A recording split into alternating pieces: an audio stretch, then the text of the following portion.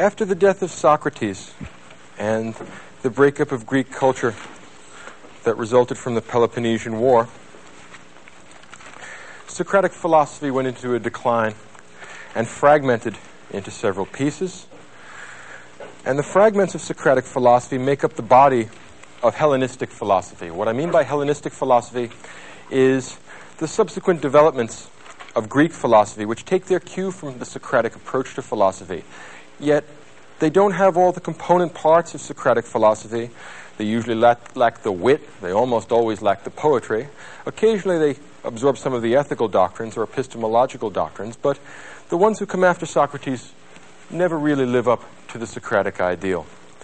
The three main fragments that Socratic philosophy breaks into are called Stoicism, Epicureanism, and Skepticism. And these are the most important Hellenistic outgrowths from Socratic philosophy.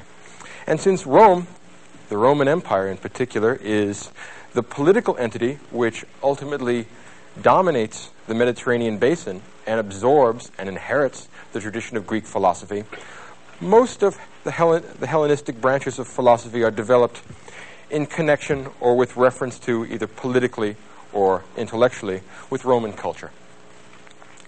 And the first of these developments is hedonism or Epicureanism, named after a guy named Epicurus. And what Epicureanism says is that pleasure is the only good, and that the happy man is the one that has a great many pleasures, but no corresponding pains. And there is potentially a way of deriving that from Socratic philosophy. If you would take the idea of Socratic prudence, the man who drinks a little bit in order to get a certain degree of pleasure, but then not so much as he will cause himself a hangover or cause himself some corresponding pain, he's being prudently Socratic, picking and choosing his pleasures in such a way that he does not generate any corresponding pains. You can see possibly how people who were not entirely developed who were not entirely committed to the Socratic conception of the soul and of virtue might want to derive that sort of justification for the pursuit of pleasure from the Socratic dialogues. A second alternative, again a minor alternative fragment of Socratic philosophy, is called skepticism.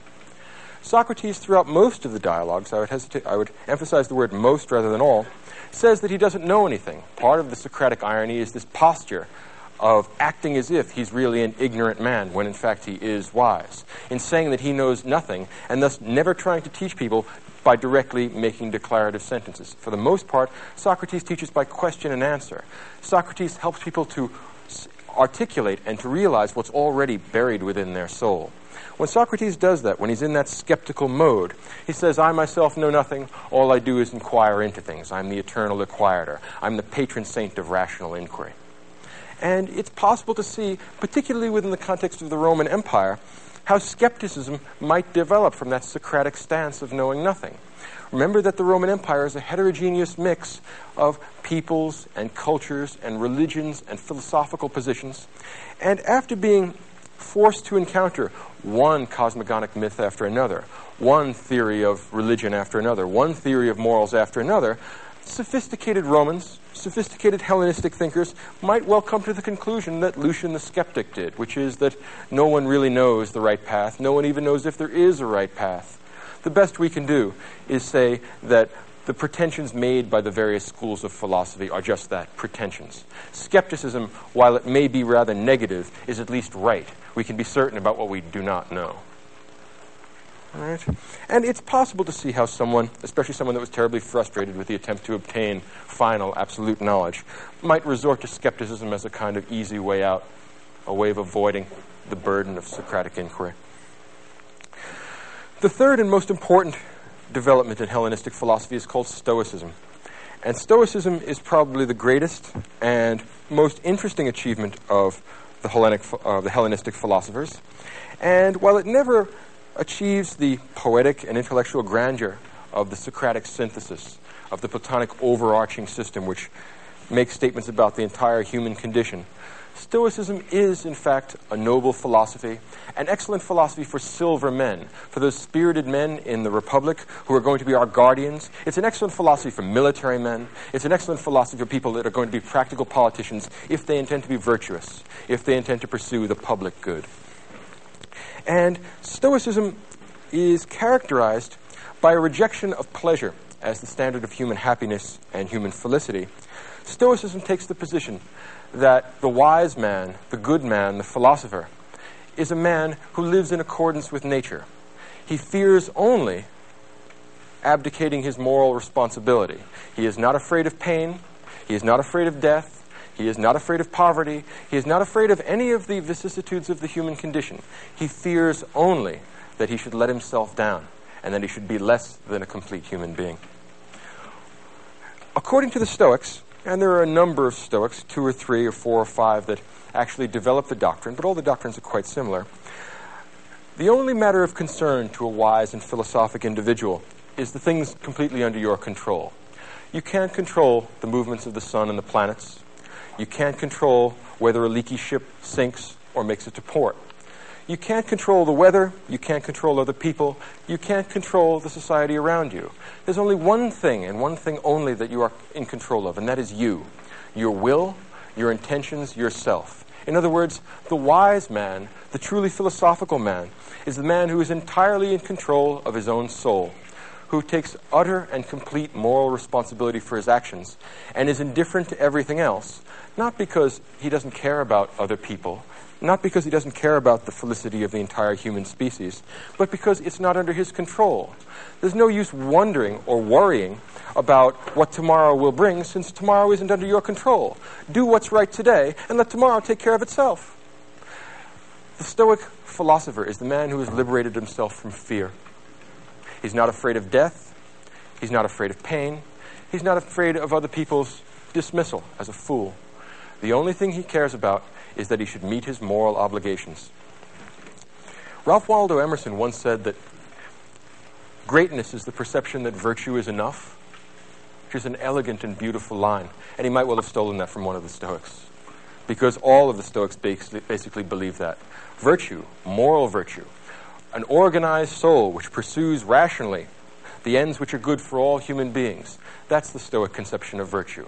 They finally understand their greatness consists in the fact that they perceive that virtue is enough. We do not need wealth. We do not need sexual gratification. We do not need life itself.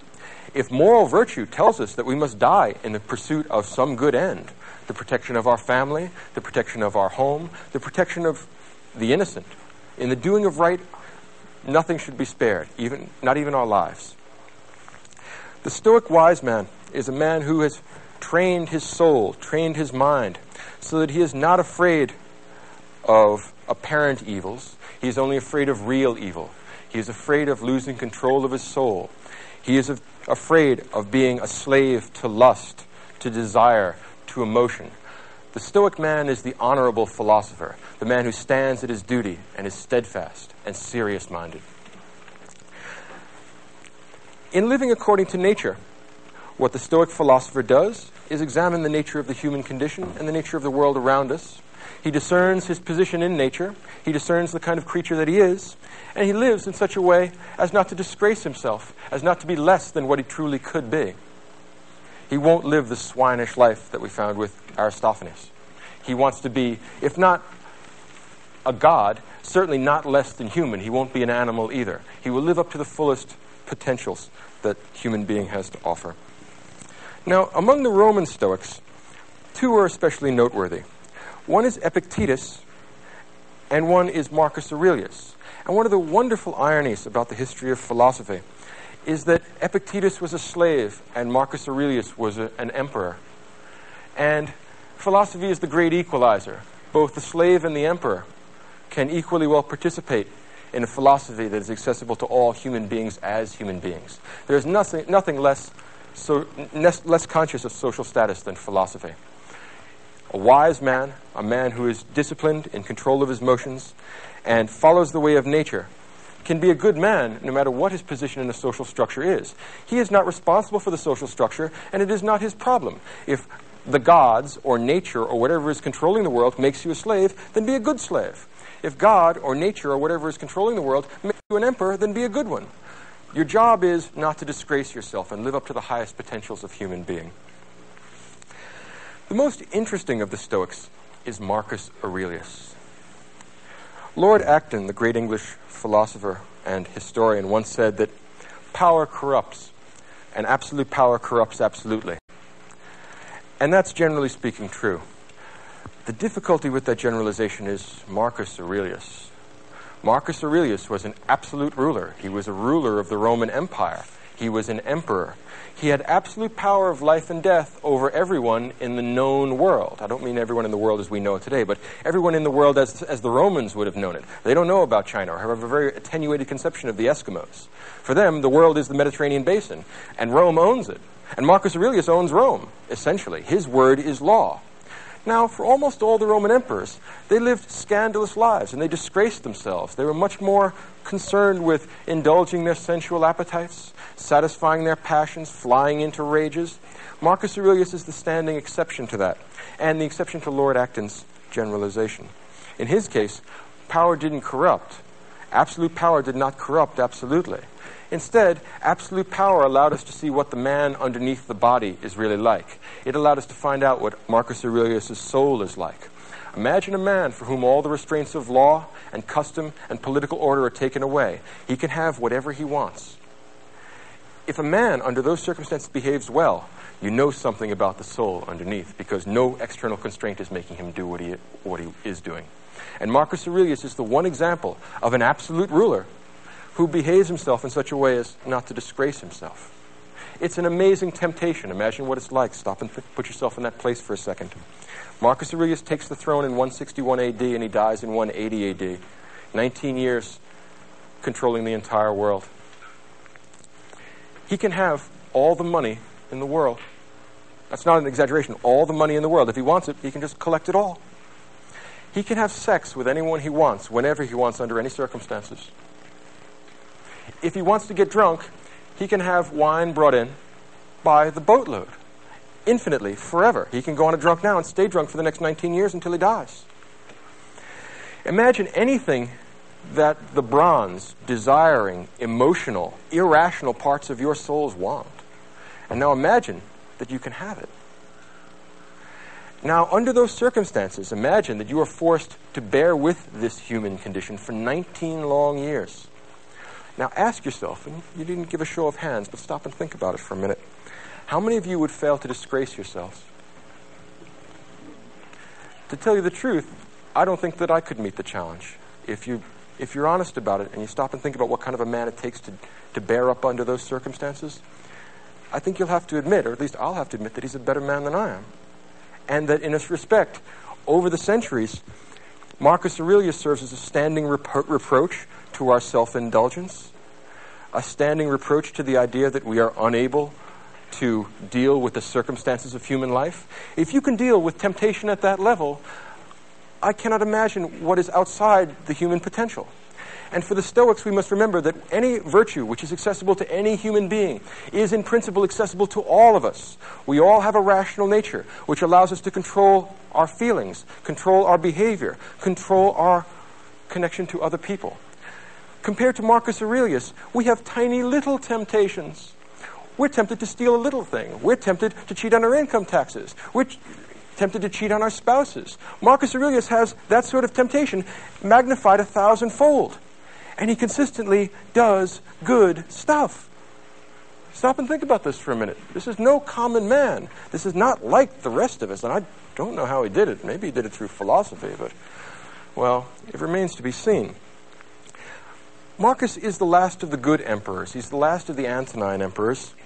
And the emperors that come before him are, generally speaking, okay. They're not as bad as the ones that come after.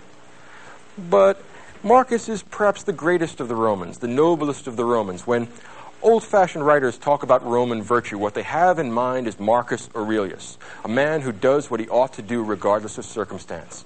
Tough Roman virtue. He's not afraid of being dead. He's not afraid of being in pain. He's not afraid of having people laugh at him. He's only afraid of doing what's wrong. He's only afraid of making chaos of his soul. Why? Because his soul is the only thing he's completely in control of. It's the only thing he's responsible for. And the rest of it is a matter of indifference to him. He'll certainly try and perform his function as emperor in the best way he possibly can. But there are Germans at the border, and should they succeed in winning this war, he did the best he could. He has no reason to feel guilty. He has no reason to feel that this is a difficulty. If, for some reason, he gets sick, well, sickness is part of human life. You accept it as it is, you deal with it the best you can, and then you move on. In other words, Marcus Aurelius intends to live a life in which he will not have to feel guilty about anything. And he succeeded in doing that under the most trying possible circumstances. Again, put yourself in a position where you can have anything you want, and no one can stop you. No matter how evil, no matter how depraved, no one can stop you because your word is law. Marcus Aurelius behaved himself for 19 years under those circumstances.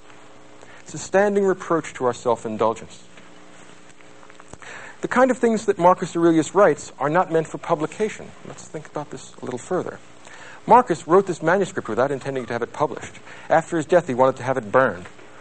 Some philosophically inclined, bookkeeper, librarian, aide de camp, or whoever it is that picked this up, said, no, we just can't throw this out. We cannot lose the memory of such a great man, and we can't lose the sort of meditations that he created.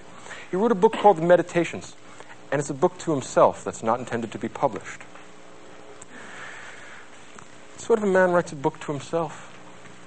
Well, what sense does that make? Think about it. The nature of a book is communicating something, and we would think we would communicate it to some reader. But this is not going to be published. It's written to himself. What makes a man write a book to himself? And there's a very deep answer, I think, here. Marcus Aurelius writes a book to himself because he's the loneliest man in the world. He has no friends because he has no equals. Think about a man breaking himself on the rock of an impossible virtue. He has no equals. Everyone he talks to wants something from him. He is the emperor of everything in the world. He owns it all. Everything he says immediately gets done. He has absolute life and death power over everyone. So anytime he's in the throne room, he's having an audience, someone comes in from some part of the empire, they're always here for some reason, and they're always here because they want something from him. And all Marcus wants to do is live a philosophical life. But he happens to have had the misfortune to be born the emperor of Rome. What a pity.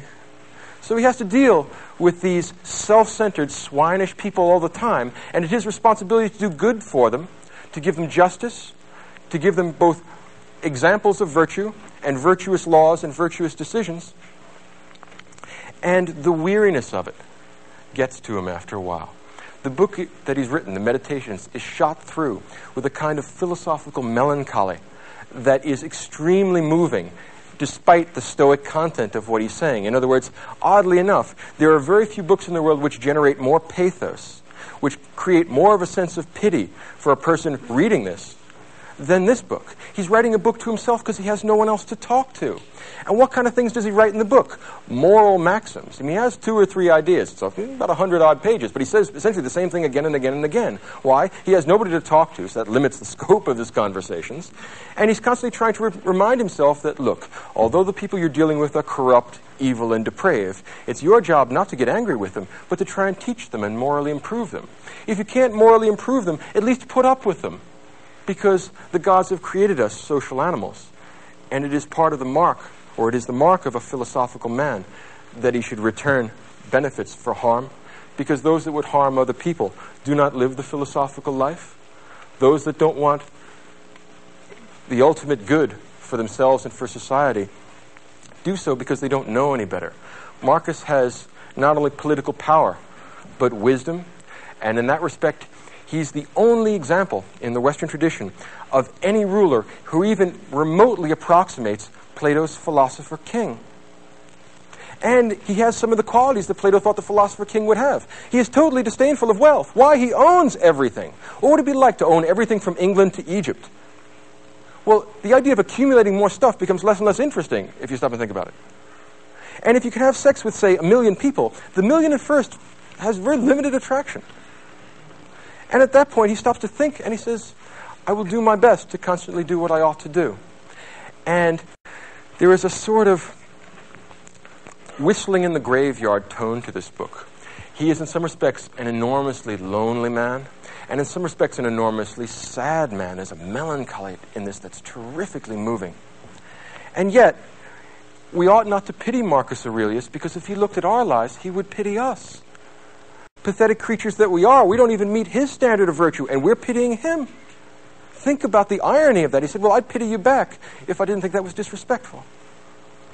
Think about what it takes to be something like Marcus Aurelius. We shall not see his like again.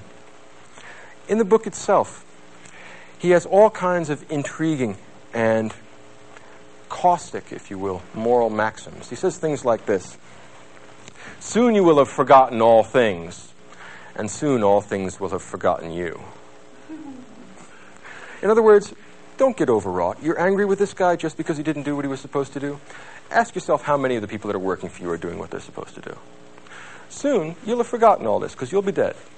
And soon, all the people who know you, they're going to be dead too, and they'll have forgotten you. And so what's the point of being mean to people? Now imagine the kind of philosophical self-restraint we're talking about here. This is a guy who could chop everyone's head off if he gets sufficiently angry, so he never does. Remarkable, remarkable. So Marcus Aurelius is a man who constantly, in his book, is writing short 1- and 2-line epigrams that essentially say things like, "Don't lose your temper with these people, Marcus. You know how they are. Marcus, it's not your fault that they're stupid. You tried to teach them, and you can keep on trying to teach them. But if Socrates was a good man and they killed him, what do you expect them to do to you?" On the other hand, Marcus Aurelius is willing to rule the Roman Empire for the same reason that the Platonic philosopher king is. If he gives up, somebody worse is going to take the job, and you know what happens then, right? He'd much rather just go home and read his books. He doesn't want to listen to this stuff.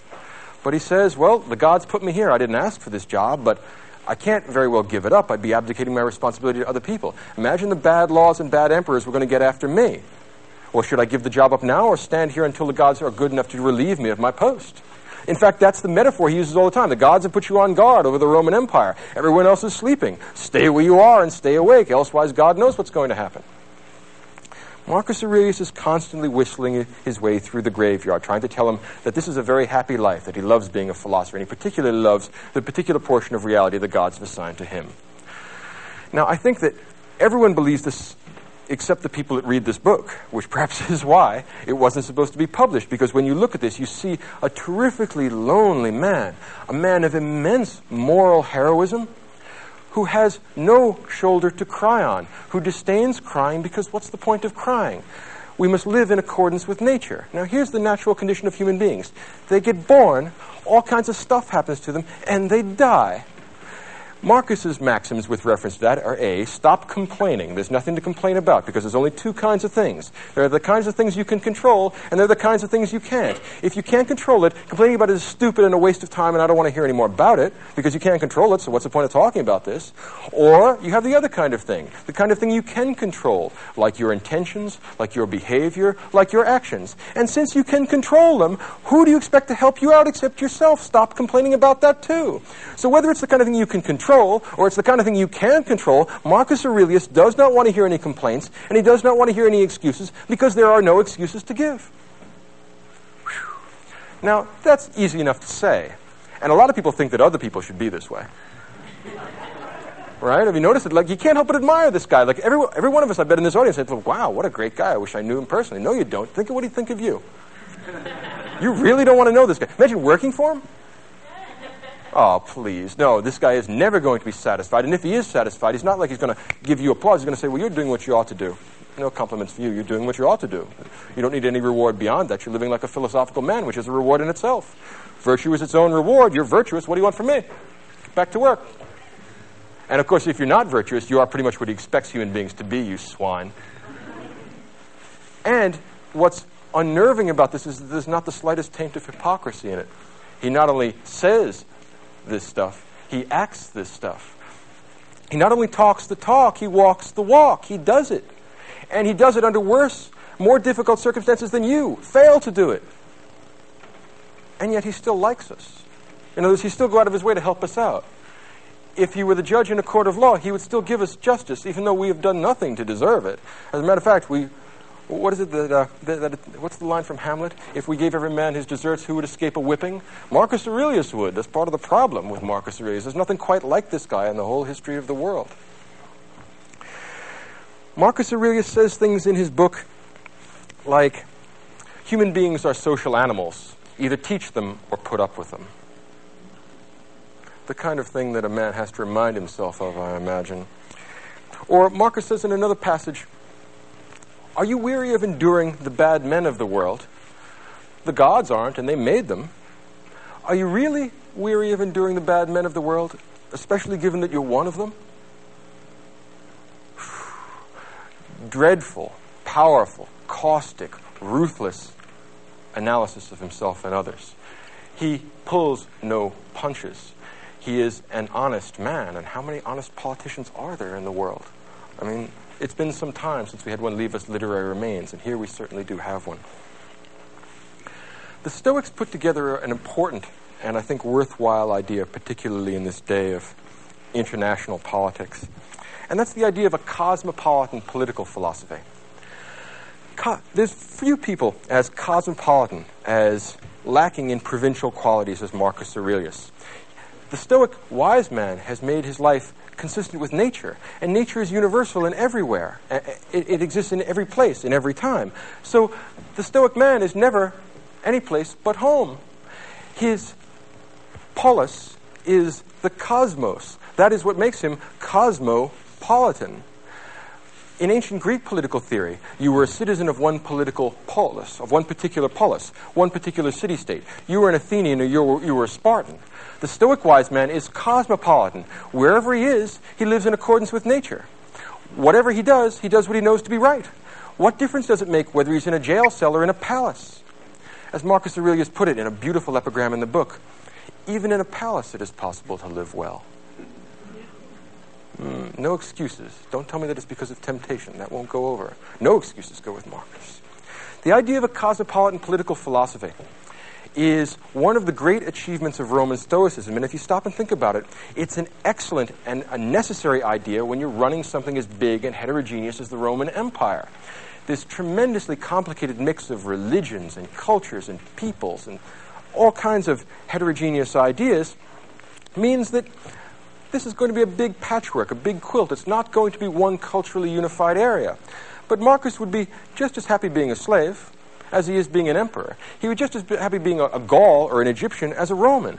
As long as there is a nature there and there is a human spirit which can be made in accordance with nature, any of the external facts of life don't matter. And now for the first time we can perhaps see why the Roman Stoics have a reputation, to some extent deserved, of being kind of harsh, cold, unfeeling men. Because there's nothing to worry about. And it's hard for them to sympathize with the fact that other people are worried about things that they regard as trivial or not worth worrying about at all. Many of us worry about sickness. Well, Marcus Aurelius will point out that all people get sick. And once you get sick, since you're a rational human being, you want to go to the doctor, do what he prescribes, and fix your body. There's no point in complaining any place along the line because you know what you're supposed to do. Go do it. Stop asking for somebody else to help you. If you don't help yourself, how can you expect anybody else to help you? Which is a fair criticism.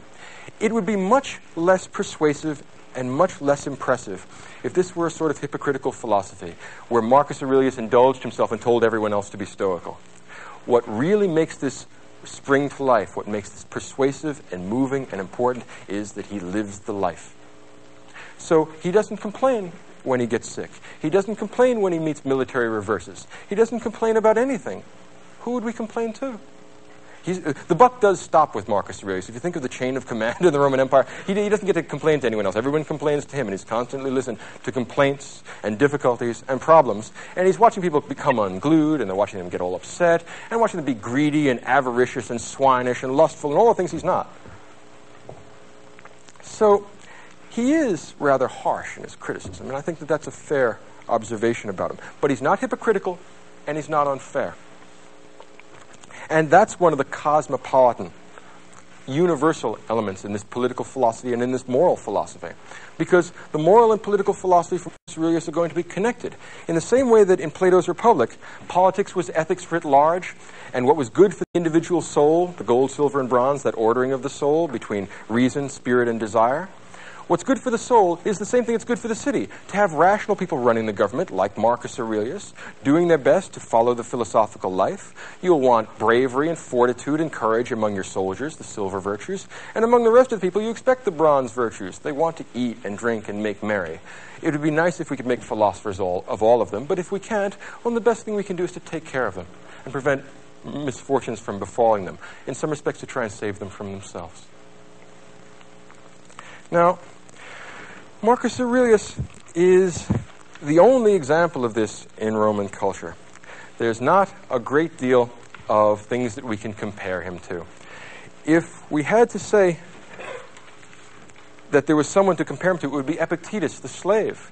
And Epictetus and Marcus Aurelius could meet at a level of equality, even though the social distinctions between them are enormous and grave. The reason why they would meet at a level of equality because they could share mutual respect, because they both understand that to have an orderly soul is the key thing in human life. And that's what makes life worth living. And whether you happen to be a slave or an emperor doesn't make any difference. Whether you happen to be sick or healthy doesn't make any difference. Whether you happen to be just born and have 100 years ahead of you, or whether you're on your deathbed doesn't make any difference.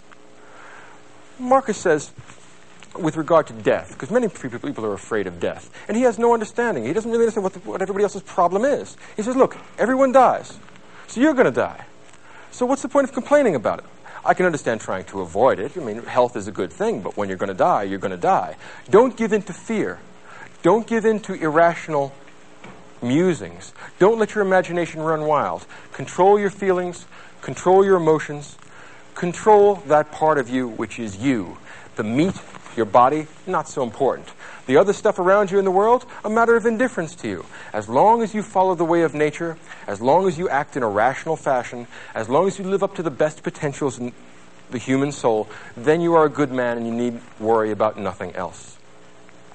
Some people worry about the gods, that the gods will cause you misfortunes, that the gods have a Hades or a hell or an afterlife where people will be tortured and have bad things done to them. Marcus adopts exactly the same position that Socrates did. He says, look, Marcus says, I'm not certain if there are gods. In the book itself, he says, I'm not aware of any rational proof that there exist gods, and I'm not aware of any rational proof that there are no gods. In other words, he's agnostic in that respect. But he takes a position rather like that of Blaise Pascal, and he says, let's think about what the implications are if God exists, and let's think about what the implications are if he doesn't exist, and let's see if we can find one way of acting that'll satisfy both contingencies. Logical guy. And he says, well, if the gods don't exist, and the world is just atoms and the void, if you think back to Professor Staloff's lecture about early primitive physical theories, well, we have atoms and the void, homogeneous stuff called matter, and then the space that it moves around in. Well, if there are no gods, and there is no moral order to the world, and we're just atoms in the void, well, then what difference does it make what happens to you or anybody else? So you come into being, you go out of being. So what? You get healthy, you get sick. So what? There's nothing to get excited about because, well, it's just atoms in the void. Don't be afraid of it. It is what it is. There's nothing to be afraid of. You could say that Roman Stoicism is a way of telling people there's nothing to be afraid of. Nothing can happen to you in nature that is not a part of nature. And nature contains nothing fearful for the rational soul. Now let's take the other half of the Pascalian alternative. Let's consider the proposition that there are gods or a god. Doesn't matter whether it's monotheistic or polytheistic. If there are gods, then they must be rather like the gods of Socrates. They are all good, they are all wise, they are all completely moral and completely virtuous and completely knowing and completely excellent. Would creatures like this do anything bad to you? Well, maybe they would. Maybe if you've been doing bad stuff, maybe there is something actually in store for you later on. There may well be a Hades. Gods like that may want to create moral order in the world and dish out to the bad people of the world just what they have coming to them. But suppose, hypothetically, you lived according to reason and according to nature and according to the universal law of the Logos. Would the gods hurt a man like that, or would a man like that be a friend of the gods? And if a man like that would be dealt with fairly by the gods, justly by the gods, and well by the gods will do you no harm. So there are two possibilities. Either the world is atoms in the void. The world is just stuff, in which case there's nothing to be afraid of because you're just part of that stuff and you might as well go along with the flow. Relax. Enjoy the ride. Nothing to be scared of. Nothing to get excited about. On the other hand, and this I suspect deep down in Marcus is what he really believes. I mean, when you just read between the lines and find out what the man himself is like, he does basically believe in the gods, even though he doesn't know. If he had to place a wager either way, same way as Pascal, but perhaps not for the same reasons, he would say, yes, I believe in the gods. And if the gods exist, then they create moral order, and they are perfectly moral themselves, and they are perfectly just and good and righteous themselves, and they will do you no harm.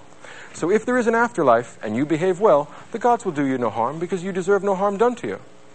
If there is an afterlife, and you behave badly, you have no one to blame but yourself. In every case, the only thing that a man is in control of is the individual ego, himself. the cogito, what Descartes will later on call the cogito, the self. If you are in control of that, if you have an orderly soul, then you have a divine soul, a good soul, and your life is worth living. The gods will not penalize you for that. So, what's there to worry about? Don't worry, be happy. Either the world is atoms in the void, nothing to worry about. If the gods are there, well then the gods certainly aren't going to hurt you. Either way, don't worry, be happy. Do what you know you ought to do. Meet your moral obligations.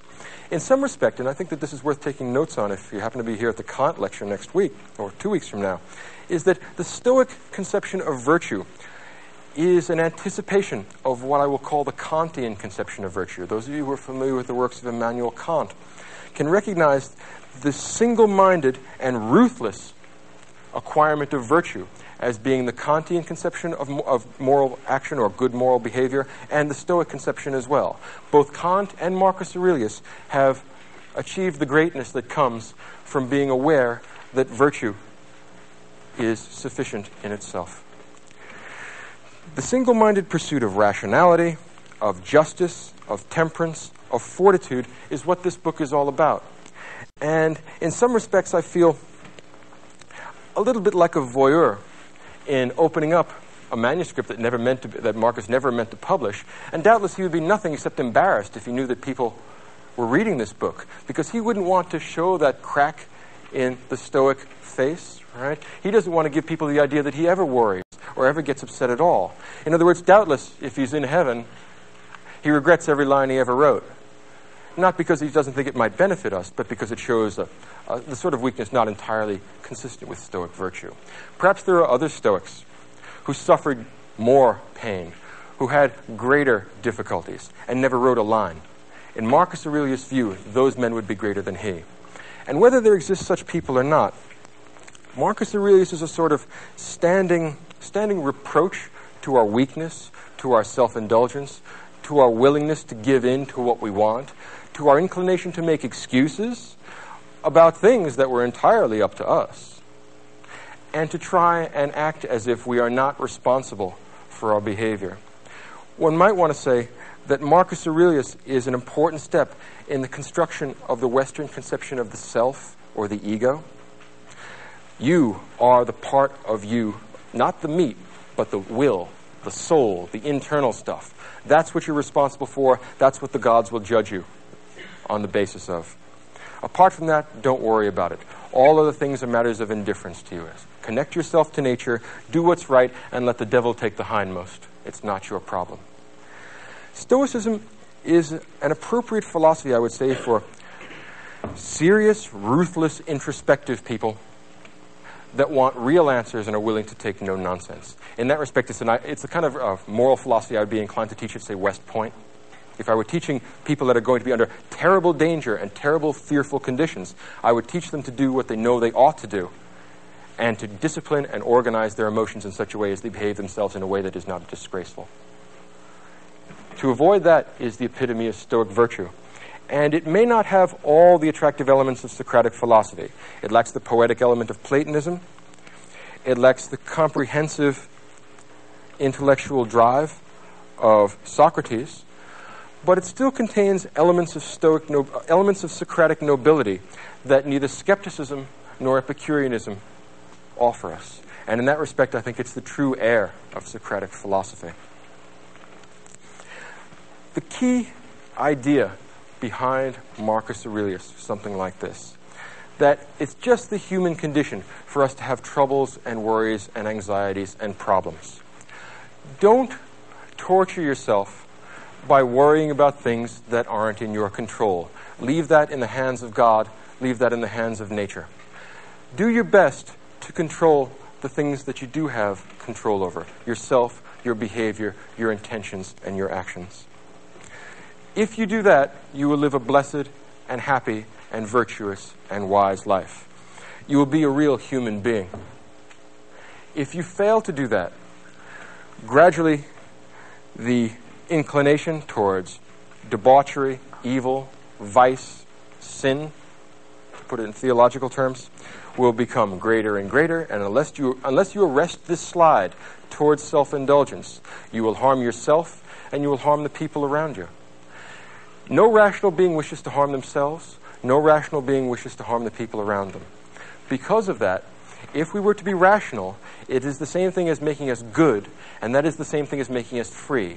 Not free in the sense of political freedom, being a slave or a free man, but free in the sense of being autonomous, making our own decisions, making laws for ourselves. Free in the sense of no longer being the slave of our passions, being pushed about by our feelings, being a toy that gets messed with by arbitrary things that are really beneath the human condition, that are mere emotion. If we want to be fully human, we must be fully free, and that means fully rational, and that means fully good. Accept no substitutes, is what Marcus Aurelius says. He did that himself, and he hopes that other people will do it.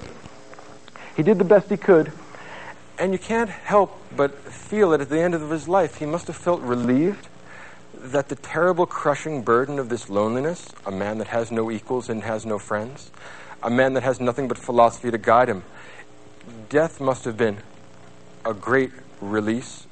It's like getting the evening off after you've put in your turn guarding the camp. And instead of becoming an obscure and unimportant figure, he's become a symbol in the history of Western philosophy of the practical, concrete, immediate virtues, the sort of virtues which are accessible to us, not because we have profound intellectual ability, not because we're a Newton or a Kant, but simply because we have problems and we're everyday rational human beings. The Stoic man says that a virtue that is possible for one man is accessible to all of us. There is no excuse for us not being that good. If we provide such excuses for ourselves, we harm ourselves and we harm others by preventing us from recognizing our true moral obligations. Marcus Aurelius lets us know that all people suffer, but that not all people pity themselves. Marcus Aurelius lets us know that all men die, but that not all men die whining. Something to think about. Take home with you and mull it over.